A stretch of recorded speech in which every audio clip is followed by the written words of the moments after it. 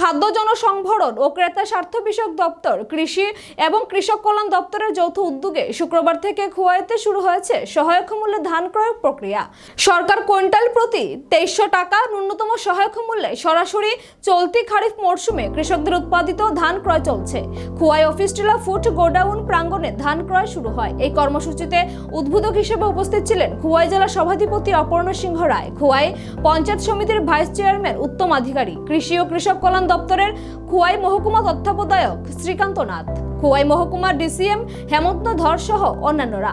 স্বাগত ভাষণ দিতে গিয়ে খোয়াই মহকুমা কৃষি তত্ত্বাবধায়ক শ্রীকান্ত নাথ বলেন, খোয়াইতে 4 দিন ব্যাপী চলবে খোয়াই ফুড গোডাউনে কৃষকদের কাছ থেকে সরাসরি ধান ক্রয়। এবছর ধান বিক্রয়ের জন্য সর্বমোট 217 জন কৃষক রেজিস্ট্রেশন করিয়েছে। এবছর ধান ক্রয়ের লক্ষ্যমাত্রা নেওয়া হয়েছে 440 মেট্রিক টন।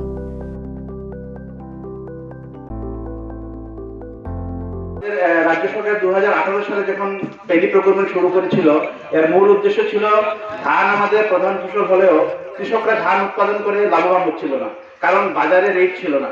আমি খোয়াইতে আসার পরেও যেটা জেনেছি যে পেডি প্রকুরমেন্টের আগে এখানে যে ভার হিসাব মানে 120 কেজির দাম 1300, 1200, 1400 এমন ছিল, এবং তাও ধান নিয়ে কৃষকরা কবে টাকা পাবে সেটার কোনো গ্যারান্টি ছিল না, এবং যারা করিয়া ছিল বা মিডলম্যান ছিল তাদের উপরেই সবার অপেক্ষা করতে হতো, যখন দেবে যা রেট দেয় এই অবস্থা ছিল।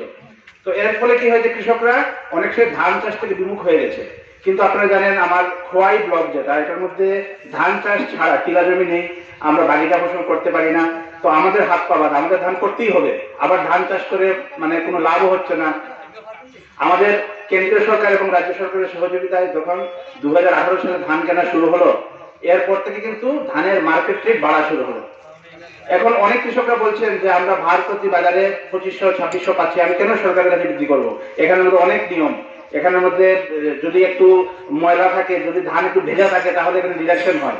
তো আমি বলবো যদি এই মার্কেটটা না থাকে তাহলে কিন্তু মার্কেটে ধানের রেটটা পড়ে যাবে, কৃষকরা আবার সেই আগের যুগে ফিরে যাবে।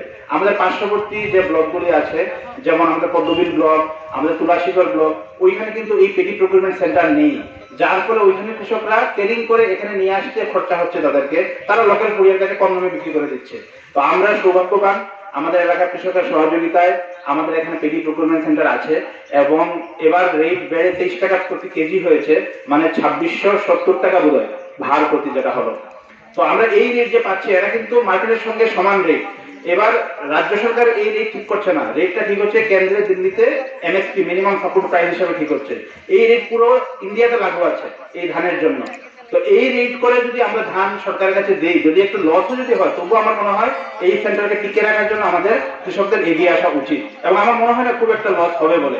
যারা ভালো ধান শুকনো করে আনছেন, ঝাড়াই বাছাই করে আনছেন, আমাদের এখানে খুব একটা পার্সেন্টেজ মাইনাস হয় না। আমি আজকের এই